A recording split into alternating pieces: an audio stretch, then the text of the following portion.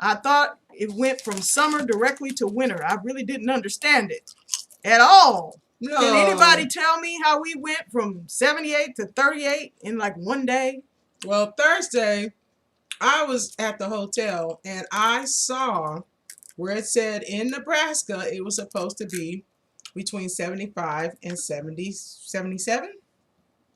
And Somebody lied. honey, wasn't I mad? Remember, I was happy the whole day because I wanted to wear this outfit, right? And couldn't wear it because it's too cold. You was trying to look cute. That's what you was trying to do. You was trying to look cute.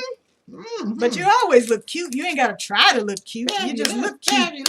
Fabulous, You just look cute just in general. Let me make sure that my camera is showing everybody what your cuteness there. There, let me make sure. Oh, there, now everybody's there. Takes one to know one. Well, you know, I called myself trying to act like I was a teenager. I threw my little ponytail to the side today. I thought I was doing something. You want some of my chips? No, I don't want none of your chips. Okay. I thought I was doing something because I threw my little ponytail to the side. That's how low maintenance I am. To me, that's high fashion. I threw my ponytail to the side. Remember when you said it's getting to be wintertime? You said, I'm going to do one more last. What did you say? When we were at the Leandria concert and we were emceeing. Oh, yeah, I don't shave my legs in the wintertime. Right. Ain't nobody going to see them. Ain't nobody gonna see them because they gonna be up under some long johns, some jeans, some pants. Ain't nobody wearing no shorts in the winter. You didn't say the long johns, did you? And if you I are, didn't tell nobody about that. And if you are gonna catch me in a dress, watch me have some thick leotards on underneath that. Ain't nobody gonna be seeing my legs. You know, men have no shave November. Right. I have no shaved legs all winter. That's just me. You ain't gonna see no razors. Look, you gonna think that I'm a Nazarite down there below the knees because Nazarites, you know, that was part of their whole. That's part of their whole covenant with God was they were not supposed to cut their hair. No, nothing. Well, I'm a Nazarite below the knees for the wintertime. It won't be no razor touching this sacred calf hair, sacred shin hair. It ain't gonna happen. You're gonna be Wolfman Jack by the time spring fever hit. I'm telling you, and it doesn't help any that I got all of my hairy jeans from I don't know who I got them from, but I'm gonna say that your mom don't have maybe your eyebrow from your mom. Well, yeah, maybe, but. Well, your dad didn't have a lot of hair on his arms. But I think that's your fault because you didn't shake me up this week. What? You're supposed to be the barber beast. I did such a great job on you that they still look good. You know it and I know it too. Okay, I'll take that. So at any rate, let's do 30 seconds to 1 minute worth of housekeeping, and then we're going to jump right into the topic today. Yes. So this is 100.3 FM. Omaha, Nebraska's only and first urban gospel radio station. It's called Gospel Music Omaha. If you are ever in the Omaha, Nebraska area or Council Bluffs, Iowa area, and you are in your car, you can turn on the radio and find us on 100.3 FM. If you are listening online, you can go to our website, gospelmusicomaha.com. There's a link there that says listen now, and everything that we broadcast over the air, you can hear over the internet. So that way, if you are not in the local area or you're in an area where the reception is a little spotty, you can always hear us online. Just go to gospelmusicomaha.com, click the listen now button, and you'll be able to hear this broadcast. Not only of our broadcast, but everything we play 24 hours a day, 7 days a week. You can always follow us on social media at Gospel Music Omaha. If you're on Twitter, it's Gospel Music OMA because they don't give us enough letters. But generally speaking, we're at Gospel Music Omaha. And LuvLuv and Lady J, both of us are on social media, so you can find our social media handles if you know our government names. And you can follow us there where we do these live streams. I think that should do it. Hey. This is the Mind His Business broadcast. Yes, we're setting up all of our social media handles for the Mind His Business broadcast and website. So that will be coming. And I think that's it for housekeeping. Well, don't forget to what do they need to look up? Mind in Business just to see us Mind on His YouTube? Business. Right. Mind His Business on YouTube. Yes, but Come on. Yeah. yes, I'm building all that. Come on. Get there. Make I'm it not, there. I know I'm Let not the building Lord it use fast you. enough. Let the Lord use you. I'm trying. I'm trying. But I'll be tired sometimes on the weekends. You know, I stayed in the bed today until I think 1:30 in the afternoon. Why did I have everybody and their mama calling me from before 3:00 a.m. all the way clear. Listen to this, all the way up until 1:00 this Yep. afternoon. It was bad. Michael Jackson bad. Well, don't be mad at me because I didn't attend your online real-time church service today. Don't hate on me. Don't hate on me. I usually like to listen to Uncle Leland early in the morning praise and worship. Well, I was checking out Veta. I shouldn't be saying names on for 10,000 people to hear it. You But can say it. way up in Indiana, I was watching their church. I was watching their live stream for a little bit. Bobina? So that was fun. That is one of the things that's kind of good about this COVID is that it has forced churches to put their ministries online in different places. And so really you can hear what the body of Christ is doing around the world and not just get sucked into the week to week to week grind of your own church and your own 37 people. And you done already gossiped them all out. You know everything about everybody. And you pointing out that sister so and so wore that outfit 3 weeks ago, and why ain't she got enough Sunday outfits to rotate the whole month? Y'all know y'all be saying that sometimes. You be like, she just wore that on first Sunday. Why she wearing that again? I will wear a shirt twice. I'll keep it real. Listen, I'm a Tiffany. If it's clean and I have not sweated it or underarmed it out, not stained it out, what's the matter? If I'm going to get up and I'm not going nowhere anyway, why can't I wear it again? I'm a Tiffany Haddish that mug. I'm going to buy one nice outfit and y'all going to see me in that. I'm going to wear it out because for all that money that I spent on that outfit, it ain't going to be no wear it once and put it away. I did that one year. I bought a black dress. It was for Grammys, 2012 when we went to the Grammys. You still wearing that dress. But every now and then you just shake it out like this. But wait, I mingle it in now with the rest of the clothes. As with one year, just because 2012 year when I bought that and it cost me all that money, I said every event I go to, I'm wearing this black dress. Okay. All you do is it was gorgeous. All you do is just add some different jewelry and put a little smock on the top of it. There you have it. Call it a new outfit. There you have it. I just gave you a decorating idea. Just dress it up, okay? With different look. Wear some red shoes with the black. Wear some cream shoes with it the next following week. Wear some white shoes. Wear some blue shoes. Wear some diamond shoes. Some boots. You're gonna wear the boots now all the way up to the thigh, okay? You're gonna do that, all right? That's how we gonna do it. All the way to the thigh. Of course. It's winter time. But they ain't going up to the knee. You got to go all the way up the thigh. Go from the knee, go up unless you got it, you know, at an apex point. You can do that or all the way up. Okay, but that way when you sit down, you know, the mother of the church ain't got to come and bring you a cloth to put over your legs. Well, ain't nobody trying to put no cloth. If your dress is that short in the wintertime, we need to have a different conversation. It's too cold out here to be having full leg out. I don't know. People change when they get to the church and put on their, you know, some of them. But, you know, now that they trying this COVID thing is really, really different these days, you know. It's quite unfair when I see other people meeting and the churches can't meet as well, you know. So let's get into the topic. We didn't made y'all laugh. Y'all probably like, would they just get on the topic already? Well, I'm ready to get to the topic. But you said you want to take the lead on it. No, I didn't. Yeah, you did. Oh, I didn't. You know I didn't.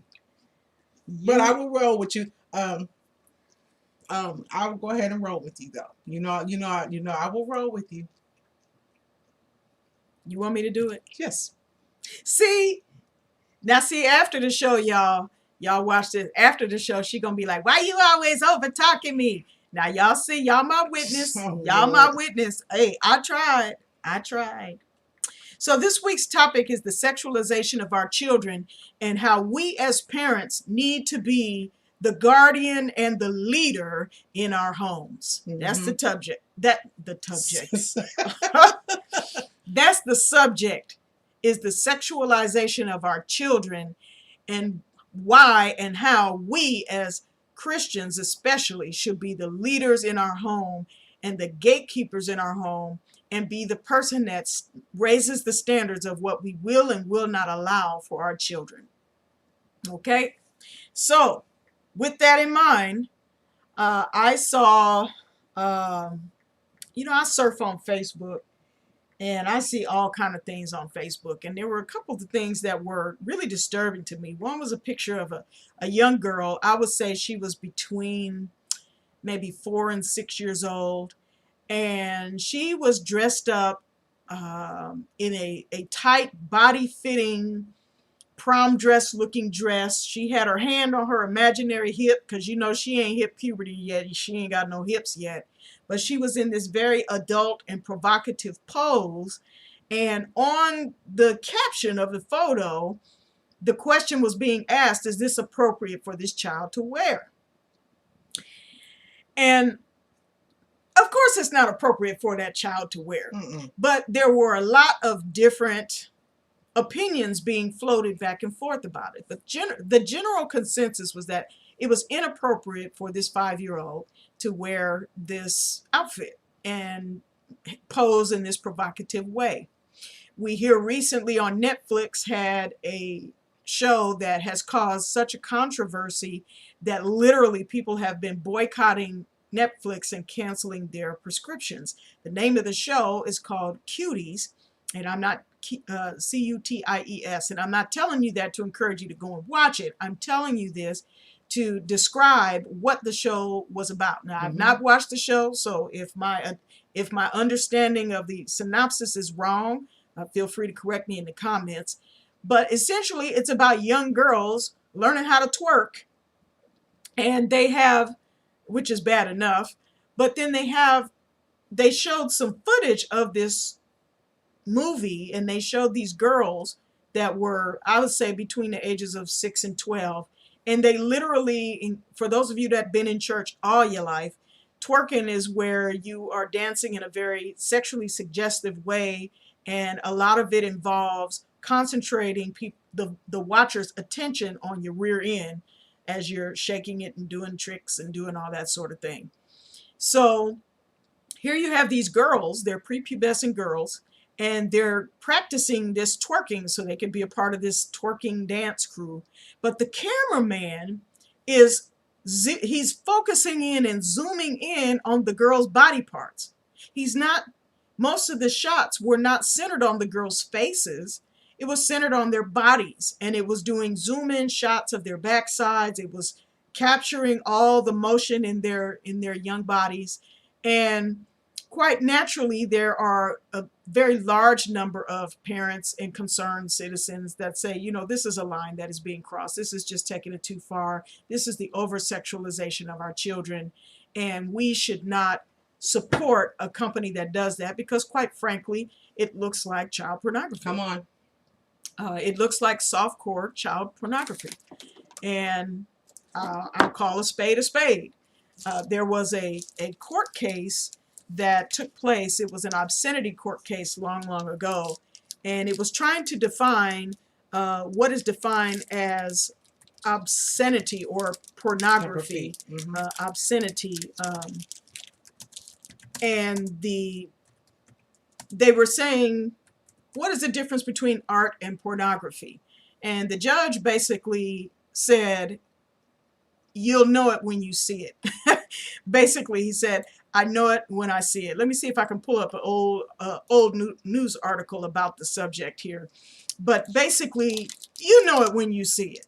You know when things aren't right, because when you see it, your conscience is touched.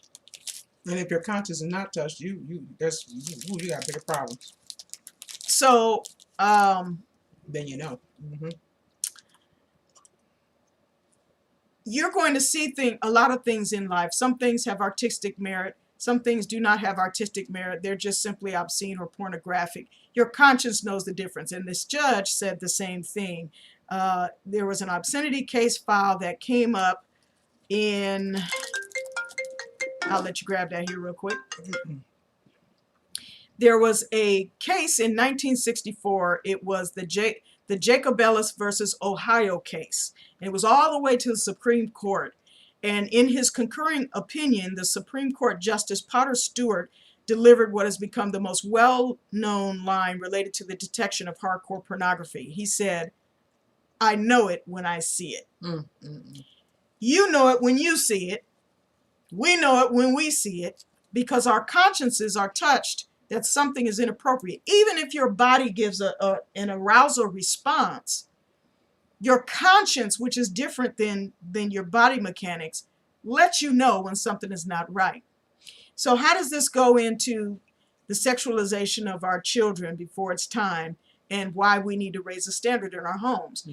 It's because society is pressing upon young children at earlier and earlier ages the adultification of our kids, and we start them off from babies. Let me give you an example. If we dress our babies in Nike shoes, adult outfits that make them look like adults, if we dress them in adult clothing but that's miniaturized, listen, let's makeup, makeup, jewelry, all of that, man. All of these things that are designed to make a child look like an adult, you and I, if we allow that in our households, we are unwittingly sexualizing our children. A lot of people offer excuses and say, because they're going to go to school and do it behind my back. Now, there's nothing the matter with if your child is a tween and you want to discuss makeup, lip gloss, okay? Different homes have different rules, different restrictions. However, there is a big difference between full-on smudge makeup, the cheeks, the rouge, the dark lipstick, getting those nails done like they're adult women, okay? It's so bad even the young boys are wearing makeup now. I'm telling you what I know. This is what I know. And last but not least, I don't care what they do outside of my house. I care, but I can't control what I cannot see. But in our home, as for me and my house, we are going to serve the Lord. Oh, I better find that verse. Okay, as for me and my house, we're going to serve the Lord. And furthermore, what are you hoping to accomplish by allowing your 9-year-old, 8-year-old babies, tweens, to wear all of this makeup? What is the purpose behind you wanting to dress up that child like that? Now, in the Bible, and I'm going to go here to Second Chronicles, and I believe it's 33:6. They dressed up their children to offer them as sacrifices. Okay. Okay. Is it okay?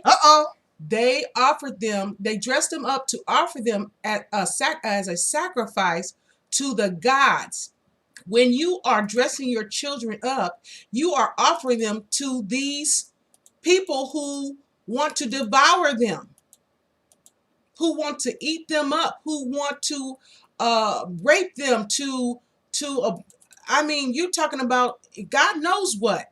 Because my mind can't go there. I won't let it. I won't allow it. Let me pull that up. Okay. Where are you at? I'm at 2 Chronicles 33:6. I got so much more. Wait a minute. Let me pull it up. But it's October, okay? And so a lot of people are dressing up in these masquerades, and they are using makeup and all sorts of things. And those things were used back in the day for witchcraft, divination. I'll go ahead, if you could go ahead and read it. All of these things were done to offer a sacrifice.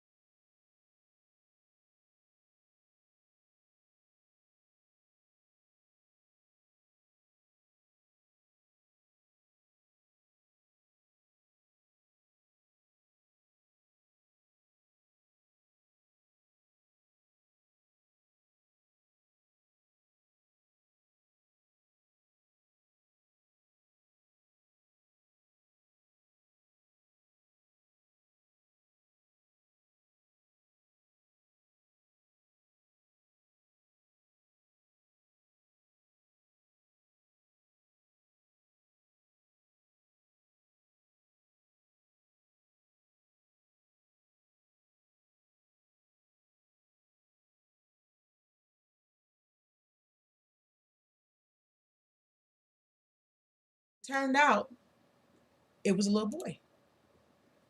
Both ears pierced.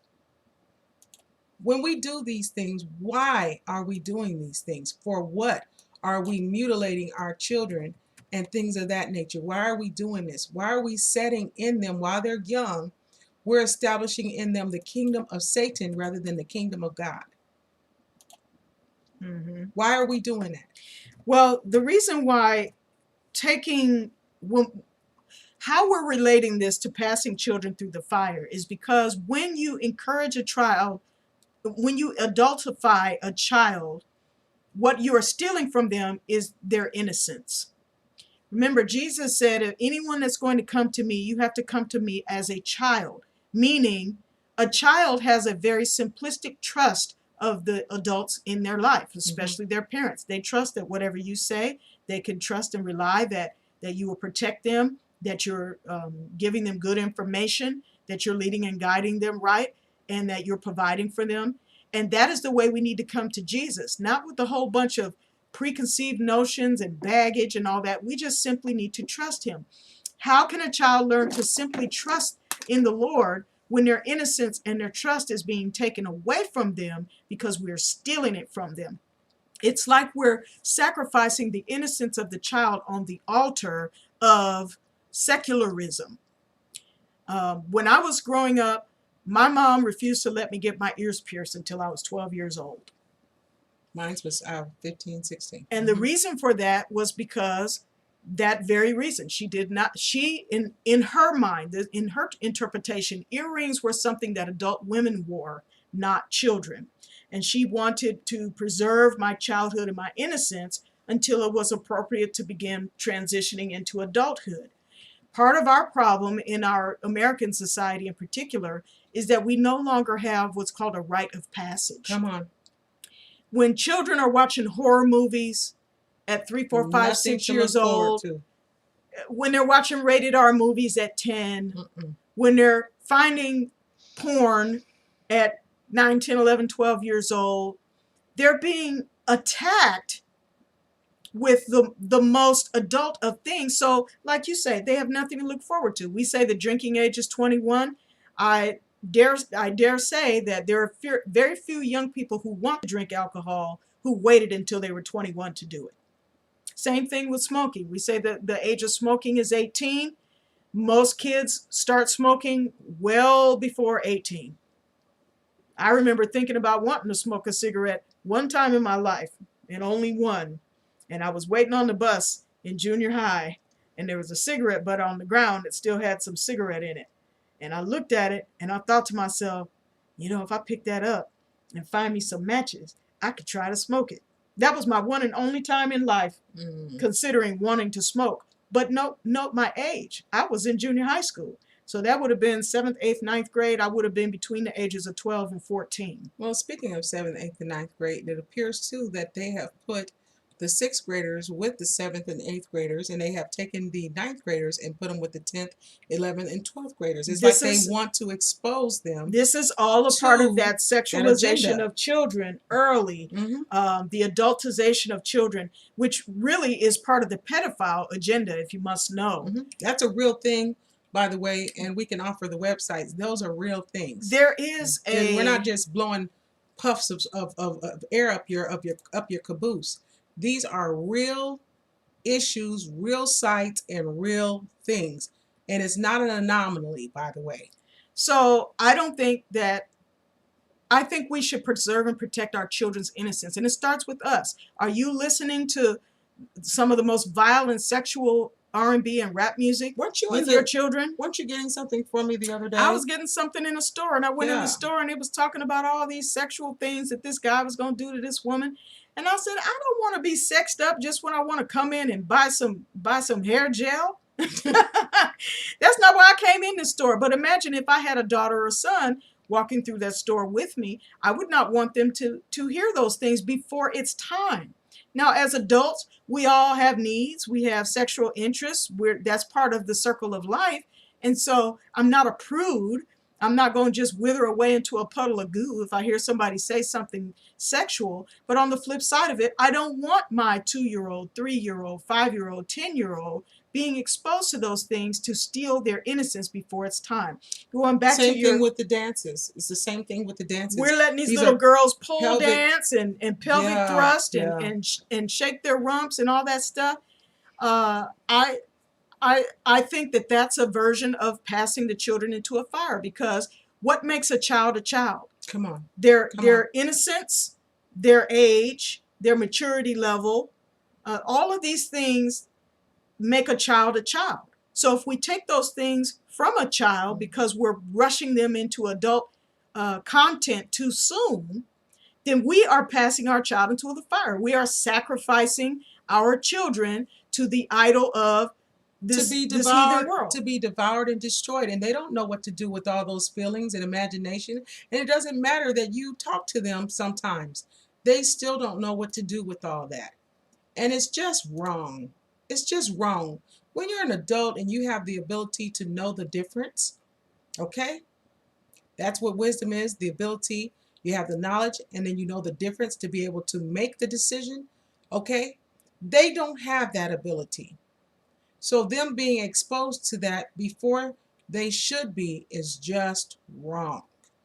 So we should be careful, especially for both our boys and our girls, and who they're around, but also what music they listen to, what content they see on television, what content they're allowed to access on the internet or social media. Yes, because there's a lot of things out there where they're learning this information from TikTok, from Instagram, which I couldn't believe. I know a 9-year-old that they all have accounts. They do. Now that I'm thinking about it, they all have accounts. That means they have phones, and that means when you're not around, you don't know what they're looking at. So you don't know what they're doing. Now, we can't protect our children from everything, no. Okay? Nor sometimes is it easy to raise a standard when your child, whom you love, is expressing sadness, anger, or disappointment for not being allowed to do something that their peers are allowed to do. But as the verse says, and I still need to look that up. As for me and my house, we will serve the Lord. Now, if you choose to do something in rebellion to what I'm leading you for, and you do it outside of my control and outside of my knowledge, that's you doing it in rebellion. But you will not do that in my household with my approval or my encouragement. Mm-hmm. If my son came to me at 2, 3, 4, 5, 8, 9, 10, 11, 12 years old and said, I want to dress in feminine clothing and wear heels and wear makeup, I would absolutely not encourage that, because if he has not gone through the ability to go through puberty and become an adult and make an adult decision about the issue, it's my job to lead and guide him. I'll pull it up in Proverbs. It says, train up a child in the way they should go, and when they become old, they will not depart from it. Now, if my son came to me and said, I think I'm gay, or I think I want to be a woman, I think I am a woman. If they came to me and said those things, I would not dismiss it, because clearly they have questions, or they're searching, or there are some unresolved things that is prompting them to make the statement. So I would not ignore it. But I would not just immediately go run and say, let's find a counselor that will help you to gender transition. Let's immediately go and find somebody that can affirm your gender identity, and let's put you on puberty blockers, and let's start teaching you how to wear makeup and all that. Absolutely not. I would counsel my child that you are my son. You have XY chromosomes, you have male genitalia, and you have male reproductive, meaning sperm versus ovum. You are male. God made you male. Now, if you choose to present yourself to the world as a woman, when you become an adult and you are no longer in my household, that will most certainly be your choice to do so. But as long as I am your parent, I need to make sure that I am giving you every opportunity first to know who you are in the way that you biologically have been created by God. Now, if you choose if you choose as an adult to do something different, then that's most certainly your choice. I can't control your choice when you become an adult. Same thing. If my daughter came to me and said, "Mommy, I want to start wearing makeup," and I'm 6 years old, no, you're not wearing any makeup right now. You're too young for that. I don't want Chester the molester looking at you crazy, and I don't want to put you in a situation where you have nothing to look forward to. There are some things that we didn't let your sons do. Now they went off and did it. Oh, so yeah. They went off and did some of that stuff. stuff. They sure did, stripping and the whole. I'm not afraid to say it. They went. But it wasn't. But that was after they were out of the house. But it wasn't with our consent or approval.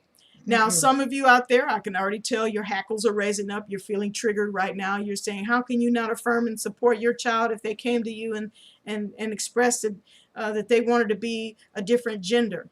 It has nothing to do with whether or not they feel one way or another. Right. It's my job as a parent to raise them in the fear and admonition of the Lord. Hallelujah. And if they have been born biologically male, then I'm going to encourage them to live biologically male until such a time they are an adult and free to make their own decisions. Same thing if my daughter came to me and she says, well, I really think I'm a man. You know, I want to take down my chest, and I think eventually I want to take hormone therapy to take male testosterone. Honestly, I would first encourage her to take estrogen therapy if she was a female, to find out if she's low first. To see if she has low estrogen, which may be contributing to her more masculine sense of being. Same thing with my son. If I had a son who was expressing feminine tendencies and wanting to become a female, first thing I would do is I would check the hormone levels. And if he was low on testosterone, I would probably get some testosterone shots to bring his testosterone into normal levels so that he can first feel and understand what it feels like to be a biological male before he decides to be a psychological female. To change, I'm not going to chemically castrate my son with puberty blockers, and I'm not going to chemically castrate my daughter with puberty blockers that will essentially cause them to be sterile, and in the case of surgery, actually mutilate their own biological bodies just for the sake of a psychological feeling of gender. No way. Now, if you become an adult, there are going to be lots of choices you make that I will not agree with. I will support you as my child, even with my disagreement, in the same way that God still loves me, even though he disagrees with some of my decisions. He still loves me. He still accepts me. And he's still supportive of me from the standpoint of saying, wherever you are in your life, I still love you. And I would feel exactly the same way about my children if that were the case. But as long as they are minors and they have to have my signature for consent, no way. Absolutely It's so not. strange that you have to have a signature of consent to get on a bus and go on a field trip, but not to go down to wherever place you go to get abortions and wherever you go to get, get mutilated and changed. Yeah, because some of you, all of this carrying on. Some of you are out here looking at these documentaries, these boys that are dressing up in drag and wanting to be girls, and there are certain celebrities out there that are encouraging their son to present themselves as their daughter. And there's this psychological operation that's going on right now where these preteen and teenage boys especially are being encouraged to transition. And part of transitioning is giving female estrogen hormones so that they can grow breasts and they can stop their puberty. I found out some of them can get it in the mail. They can get it in the mail. But here's my question. If your son comes to you and says, I feel like I'm a girl and I feel feminine and I feel this and feel that, it's the same injection whether you're putting testosterone or estrogen in there. So why would you not start first with testosterone to ensure that they understand what they're giving up, if that makes sense? Because when you're a teenager or when you're a young person, I know when I was a young person, I was a teenager, I was confused about my physical body and the changes I was going through, whether it was starting a menstrual cycle or waiting for my breasts to develop, or, why was I not developing as fast as the other girls, or I had all those questions about, am I feminine enough, why am I a tomboy, I had all those questions coming up, but now at no point did I want to be a male. Let's make that clear. But I did feel a little bit jealous about the boys, that they could run around outside with no shirts on, and it was okay for them to do it, but I couldn't do it because I was a girl and I was flat chested, so I didn't understand why, because my chest was just as flat as the boys was. I remember that being a point of contention a little bit. But fortunately, this was pre-social media and pre full-on slot against gender. So my parents never had to say, well, since you're athletic and you're tomboyish and you want to play outside with the boys. I mean, literally, I was a tomboy. I played football with the guys. I was climbing trees. I was doing all that stuff. Mm-hmm. But at no point did my parents say, well, she's acting pretty masculine, so I guess let's go and get her some testosterone therapy and help her become, Jack instead of Jackie. That, no way. Absolutely not. And I think that that's another form of throwing our child to the fire, mm-hmm. sacrificing our child to the fire, because if your child is a biological male, they should be learning what it means to be a biological male. They should be comfortable in the company of men in a non-sexual way. And the Word of God says to teach the younger men and the younger women. Older men teach the younger men. Let me pull that up. Please. And older women teach the younger women. Now, that doesn't mean that we follow every gender stereotype, okay? Some boys are just more artistic. They like fashion. They like hair. They like, all that stuff. There's nothing the matter with that. And I don't understand why they have to be of a different gender just to like those things and be involved. Sometimes the other parts of the world have it right. The colognes are neutral gender. Mm-hmm. If you like the smell, you wear it. Why does it have to be a masculine smell or if you wear something that has sweet, then that means you're a girl, Right. Because I'm going to tell you now, when I came up, I hated dolls. I hated dolls with a passion. I only had one doll, and it was a Raggedy Ann doll, and I hated that doll. I hated dolls so bad that don't bring me no doll and don't give me no doll, because I'm not going to play with no doll. I don't like Barbies. I don't like any of that stuff. I love dolls, but I did not like any type of carnation flowers. I hated flowers. You didn't like? This guy brought me a dandelion, and I hit him over the head with it. It's like, what is this? By the way, you are listening to KCUGLP Omaha 100.3 FM. Yeah, girl.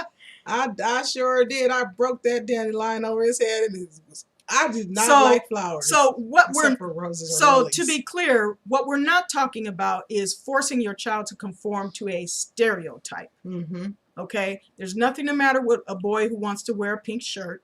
There's nothing the matter with a girl who wants to play with trucks and cars instead of dolls. There's nothing wrong with that. There's nothing wrong with a guy who likes fashion or cooking or mm-hmm. music. There's nothing the matter with a young lady who is athletic or likes basketball or likes to be more active. Okay, there's nothing wrong with those things. That is not what makes you feminine or masculine. Okay, what makes you feminine or masculine is a lot more complex than that, which we don't have more time. We don't have a lot of time, but let's just real quick, let me read to you. This is in Titus chapter 2. It says, Titus chapter 2, it says, speak you the things which become sound doctrine, mm-hmm. that the aged men, the older men, be sober, grave, temperate, sound in faith, charity, in patience. Yes. And the aged women likewise, that they be in behavior as becomes holiness, not false accusers, not given to much wine, or teachers of good things, that they may teach the younger women to be sober, to love their husbands, to love their children, to be discreet, chaste, keepers at home, good, obedient to their own husbands, that the word of God be not blasphemed. Young men likewise exhort them to be sober-minded, mm-hmm. and in all things showing yourself a pattern of good works. Hey. Okay, and doctrine showing uncorruptness, gravity, sincerity, sound speech that cannot be condemned, that he that is of the contrary part may be ashamed, having nothing evil to say about you. So in plain English, this is saying that men need to teach young men how to be men. Women need to teach young women how to be women, how to relate to each other, husbands and wives, in relationships. And most importantly, that you yourself, in verse 7, Titus chapter 2, verse 7, show yourself as a pattern of good works. If you're dressing like the Insta thought, and you got excessive makeup on, looking like the worst caricature of a reality housewife star, how can you expect your daughter not to want to do those things? If you are acting thugged out and cussing everybody up and down from here to Tudorville, how can you expect your son not to drop the N-word or F-bomb or grab his crotch or whatever, because he's watching you do that? So the big thing here is in verse 7, in all things showing yourself a pattern of good works. So your children are watching you. Do you watch horror movies in front of them? Do you watch porn in front of them? Do you listen to raunchy music in front of them? There's no way in Hades I would ever sit and have WAP playing in the background of my house anywhere where my child was in earshot.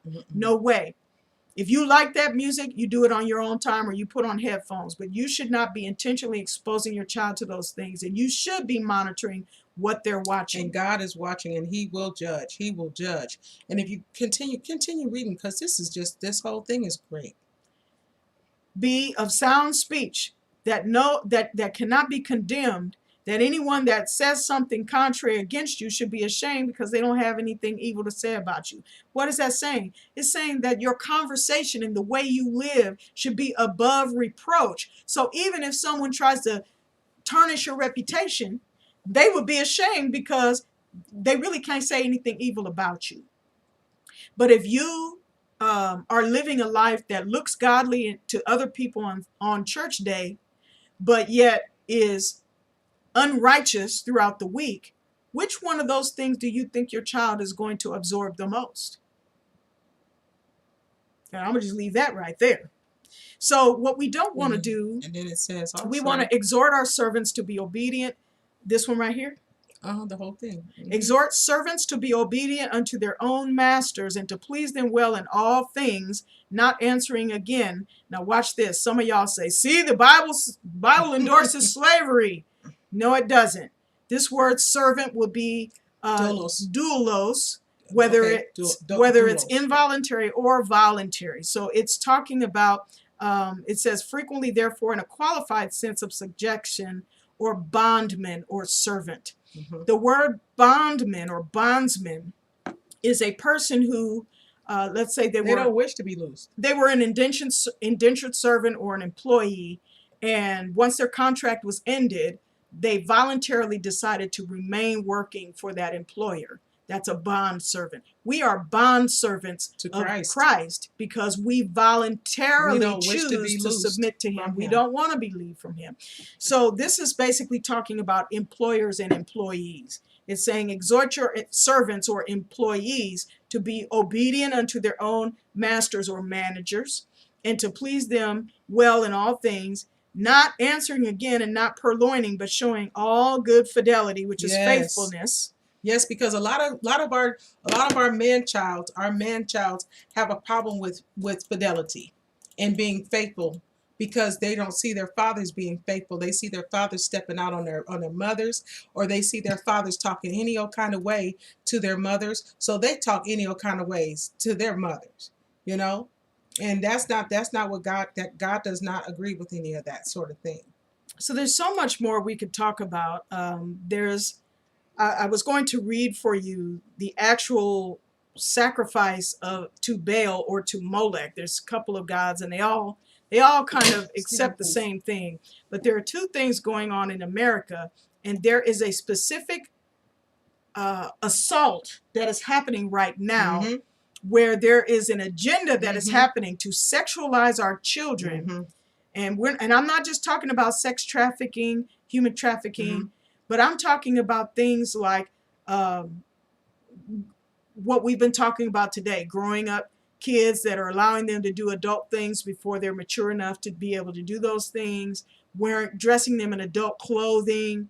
There were some people that took objection because Serena Williams, the tennis player, she put out a video of her 3-year-old daughter and they were playing tennis together.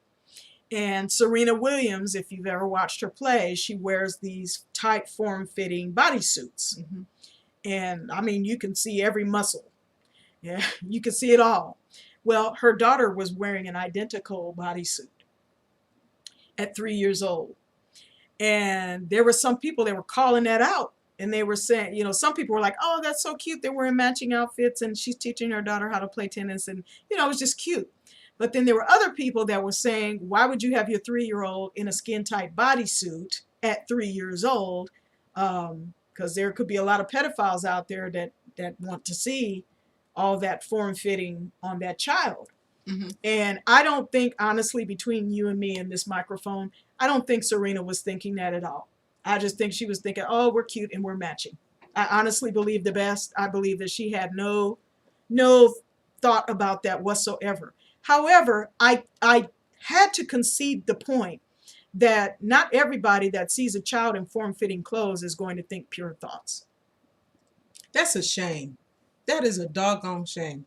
That you would even have to say that or even go through that. But that's the type of world we live in.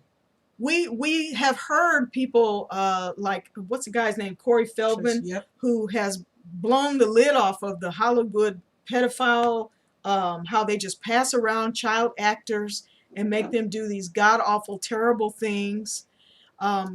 It's horrifying. And you know, I don't want to go into it too much further, other than to say that's the third time our Facebook has been shut down. Just wanted you to know that's the third time I'm actually reloading it again. Oh wow.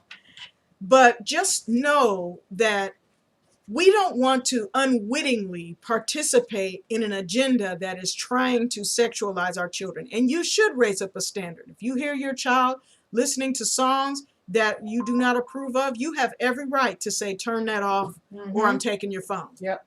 You have every right to say, no, you're not going to wear that midriff crop top with your belly showing, with with the tight booty shorts. No, you're not going to walk out of the house looking like that.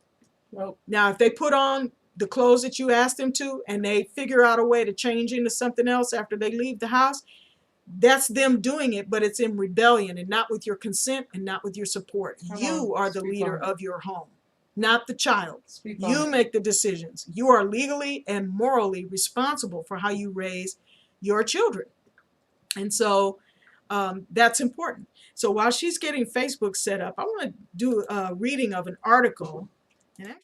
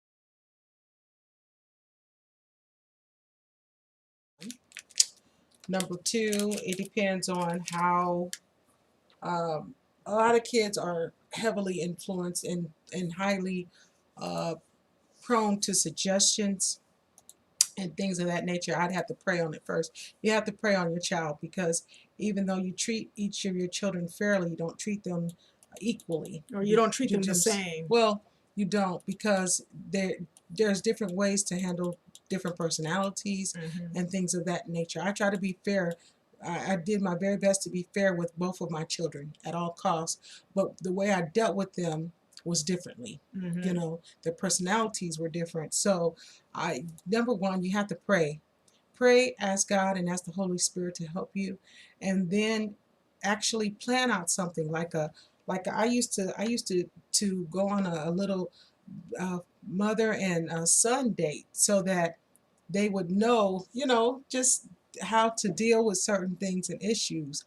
Um, Boy, I didn't know that was going. We didn't know that was going to catch a lot of fish like that, and before we knew it, and so Satan can use a lot of things that God has set up, and he can use those things to actually trap women. He can actually use those things. But my main thing is you have to know your child. You have to pray, and you have to ask the Holy Spirit, ask God to help you with your child, to reveal to you and the information that you receive from him. Then it's about, Lord, when is the right time? When is the right timing? Another thing is, don't be afraid to get certain people out of your children's life. If I had it to do all over again, there are a lot of people that it would be X marked the spot right there. Okay, they would not have been there under any circumstances whatsoever. We have the right to say, no, my kid is not going to spend time with your child or you or anything else, and you're coming home, or I'm coming to get you, or you're not going to kids club, or for this reason or for that reason. We have the right to change our minds and do what we see fit. A lot of it's bad, because if the school at the time had the children for 8 hours, then after that they have to go to sports, and they're around these kids that are doing all sorts of manners of evil. Let me tell you, they're doing all sorts of stuff. Let's go to the hill to go smoke weed. Let's go do this. Let's go do that. And you don't want your child to be impressionable. You can't hide them from everything. But I used to say, oh man, these private schools. Remember, I used to say I shouldn't have had my kids in private school. That's what I said. I should have probably just had them on out there, and just doing any and everything. And we do our very best to protect our children the best way we can. Just like they have a mother's side, they do have a father's side. And they do have a school side, and they do have a friend side. One of my children's friend ran into a vegetarian, and my son, who was a superstar wrestler, lost how many pounds that year while he was during winning season. Met up with this guy, didn't know who he was, and I just happened to notice some changes in my son, and I said, I cooked some food, and he said, Mama, I don't want no meat. Okay. And then it was the next day, I don't want no meat. I said, oh, okay, we're going to talk now, because you love Mama's cooking. Let's talk about this. And discovered that he had run into this guy who had been telling him, oh, this and that, and that particular animal is unclean, and this and that, and it don't matter if you pray over it, it's unclean, and just a lot of different things. And my son dropped over 30 pounds, and eventually he was not in weight class, in his weight class for the championships. He could no longer win. It was just a really serious mess. We have to be careful about who we have around our children. You need to really use discernment. I didn't let my children go to people's houses spend the night. That's another thing. I decided, for me, I'm not going to do that, because I remember one of my foster mothers did that, and I was not treated well at all at that particular house. As a matter of fact, I ran away. So there's just a lot of things that we look at that appear to be so innocent, but yet people nowadays are taking advantage of some of the most just innocent things you would never dream of. My son came to me and said, oh, Mom, one of my friends asked me to come over to such and such. And I said, well, how long have you known him? Well, this is a new kid in school. No, no. Well, can you at least meet their parent? No, I don't care. No. So for me, that's the way it was for me. I'm giving different scenarios, but I'm just letting you know that there's a lot of things. These people's holding people in the basement. They're luring kids in just like they did. There's nothing new under the sun. Just like they lure children in with kittens. Will you help me get the get the puppy, get the kitten, whatever the case may be. I have cords. That's another thing. I have cords for even my grandbabies, and it is around their arms and their legs. Okay, I don't play the wrist thing. You already know, Jackie. I have it around their chest, around their legs. You are not trying to take my glam baby, okay? Because I'm glamorous. You're not gonna do it, and I'm not gonna make it easy for you either, okay? Try to cut them chains, okay? Like they like, look, got her kid on a chain like a dog. You ain't about to. No, but it don't work that way. I'm gonna show you something. And that's a sad thing to say, but these are the times that we're living in. We're living in these times. I have a friend. She has a child that's a teenager. The child has been into a lot of the different types of Naruto's and all these different types of cartoons, and she's ready. Her daughter is ready to express herself, was the word, to be able to look, get the hair dyed and look a certain way with the makeup and everything. And she said, what do you think? And I said, well, this is what I think, but that's your child. You pray and ask the Lord. And by the way, why do we want to do this? What is the reason? What's strong enough for this child's innocence to draw attention to this to her? And once this attention is now on her, what kind of press is she getting? So we sometimes just need to talk to our friends and our pastors and those who close that we know, and pray and ask the Lord, because sometimes it's nothing but a trick bag, y'all. Some of this stuff out here is nothing but a trick bag. You're watching commercials and they're bringing in these commercials, Jackie, that are not. They're not I mean, they just slip it in on the commercials. I saw something. I don't like seeing my children watch two women kiss. I don't like that. Mm-hmm. I don't like that. I don't like that with two men. I don't like that. I don't appreciate that. I don't also appreciate this sex education classes that nobody asked me for my permission. So you remember when I found that out, I was up there the next day. I'm not pulling my kid out of that. There's a certain way that I feel that in our family should be taught, rather than somebody else. Well, if you don't teach them, then they just gonna do any and everything. Not that's without me looking. It won't be because it's right there in front of my face. We can't control a lot of times what they do. We can just only pray. But there are things that we're aware of. I don't believe in giving my children liquor. I don't believe in that. I don't give them liquor ahead of time. When they turn 21, okay. Other than that, Yeah, some people smoking weed with I their don't with their believe that. kids. I Smoking they cigarettes smoke weed with with their me. They kids. smoke nope. Now I do have something to say. When a person goes off to war, to me that's like being an adult. Yeah, but you're 18 when you do that. You can smoke cigarettes at 18. Yeah. Or do they let you? I don't know if they Cigarettes is 18. I don't know if they let you unless do they raise it. You can do Did a they gun. just raise it recently? Well, I don't know, but I know there are some people, they don't allow them to have liquor, beer, or anything else, though they're out there shooting guns and everything. Well, but there's a lot of cultural pressure now to lower the age of everything, lower the age of consent. There is a law that recently took place in California where they're wanting to decriminalize some aspects of pedophilia. That's crazy to me. It's bad enough they already approved a man to marry his horse. What kind of mess?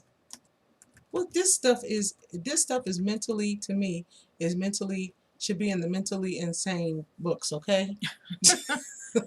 And I shouldn't even be laughing about it, because it's just so serious like that. But he was approved to marry his horse. At which point in time where will it be, oh, you can marry your child, or oh, you can marry your rabbit over there, or you can, people so lonely and I don't know, and so demon possessed and destitute and just all kind of things that I'm marrying my cat. That's what they'll do. And it's just, It's this, as so as in the days of Noah, so shall it be the coming of the Son of Man. In those days, men during those days did whatever they wanted to do, whatever they thought was right in their own sight. Word of God talks about there is a way that seemeth right unto man, but is death in the end. God said, my ways are not like your ways.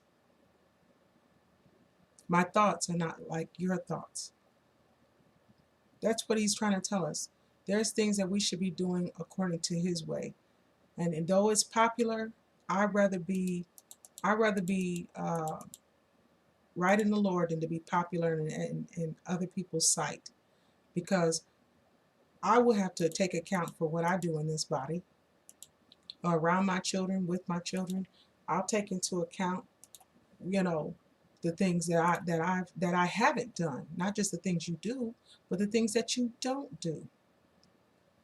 We'll have to take an account for that. That's true. Did you have any last words? Oh, I can always have more words, but Last words? I actually read the wrong article.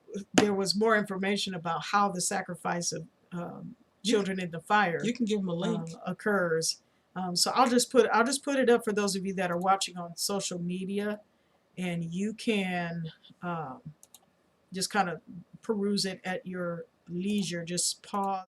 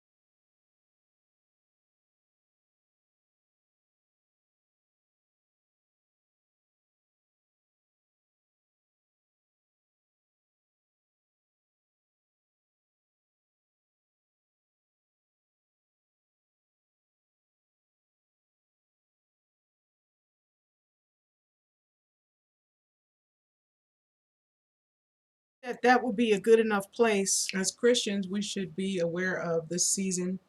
Be careful for your children. Oh my gosh, yes. This is a high Mhm. kidnap season. Yes, it is. October 31st is coming up, and we know that that's Halloween. And most of us just think of it as a harmless time of candy for kids and playing makeup and playing dress up. It, in fact, is a witchcraft high holy day. And there are Satanists, witch covens, and other nefarious individuals that will be doing satanic and witchcraft rituals on that day. There's a lot of bans. You got to be careful of these bans, man. And for the last 2 weeks in October leading up to Halloween, there are a lot of missing children that go missing each year. And the reason for that is because they are being used in rituals.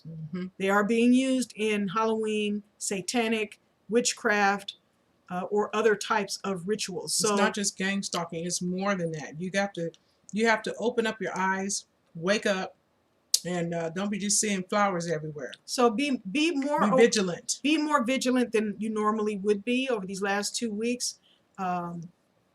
Heading into Halloween especially, make sure you know where your children are at all times. Talk to them about stranger danger, of course. Keep yourself more vigilant. If you're a young lady that's out there or an older lady that's out there, make sure you are aware of your surroundings. Things are getting darker by the day as we get closer and closer to the end of this age. If we believe Christ is coming back, the way we know he's coming back soon is the darker it gets, the closer he is. And so whether that's 1 month, 1 year, 10 years, it doesn't matter. We're supposed to always be looking for his return. And part of knowing that his return is coming soon is by how dark the world is getting. So be safe when you're out there. Carry some protection with you. You know, I'm an avid person who believes in you need to give them what they're looking for, and that's a big fat knot in their head. Okay, people trying to come up to you and take you, do not be afraid to hurt them. Do not allow them to take you under any circumstances. Don't agree. Don't just okay, like a lamb led to the slaughter. We don't do that. Okay. We get down. We crack heads. Okay. We cracks heads. We crack your head. We crack your partner head. We'll crack both your heads together like some eggs. Okay. We will. You can't unscramble that. The main thing is the scripture says to be sober, be vigilant, for your enemy walks around as a roaring lion, seeking who he may devour. And we most certainly wouldn't want that to be you. So we love you. And I know this was a pretty heavy topic. If you are a parent who has twos, if you are a parent threes, who has fours, fives, sixes, 7, 8, 9, 10s.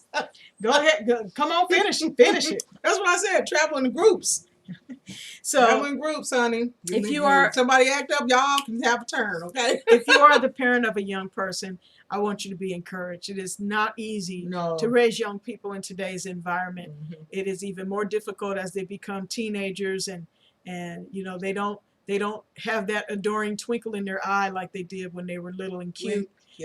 They're beginning to learn their independence and express their opinions, and it is okay to allow a person to explore and to learn, but it is also important for a young person to learn and understand that life choices always have consequences, and as a parent it's our job to help them to navigate the water so that the consequences that they face are not life altering or life threatening. Right. I mean, it's good to allow young people to learn from their mistakes because you want them to learn while they're young and the consequences are low rather than learn it when they're adults and it can be very costly. But ask the Holy Spirit to lead and guide you into which battles to pick. My mom used to say all the time, don't take it personal. If they're acting crazy and whatnot, it's not necessarily a personal reflection of you. That doesn't mean that you're a failure as a parent just because they're testing the boundaries.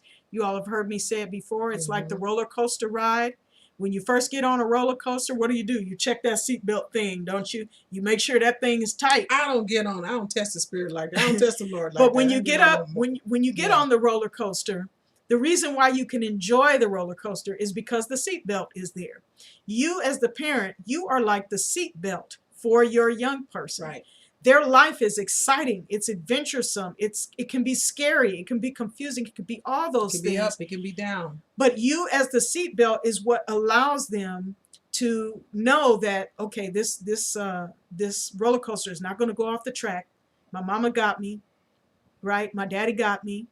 And though they may be pushing against the seatbelt, at the end of the day, when they become grown and they become adults, they will appreciate that you were there to give them boundaries that were reasonable and that it was okay for you to expect them to live with an honorable life and live with a life that helped them to be productive and righteous citizens. I would also say, like me, I used to cut my children off. When they get to acting up and acting crazy, I'd be like, I'm going to block your number.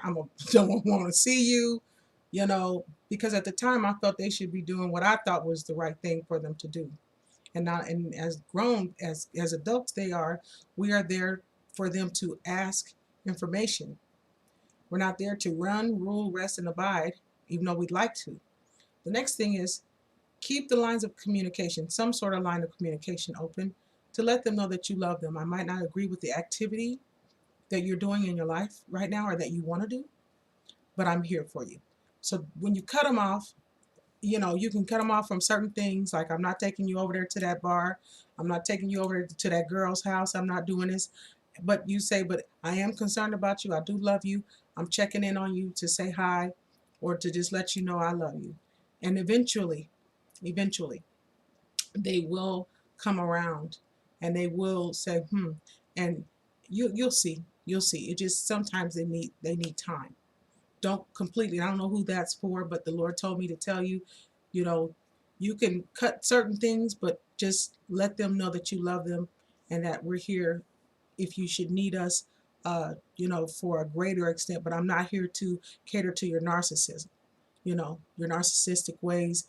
I'm not here for you to cuss at me, to belittle me, to tear me down, to rip me down, to awaken me during my sleep, to have me leaving out at 3:00 in the morning, to do whatever you need me to do, run you around here and there.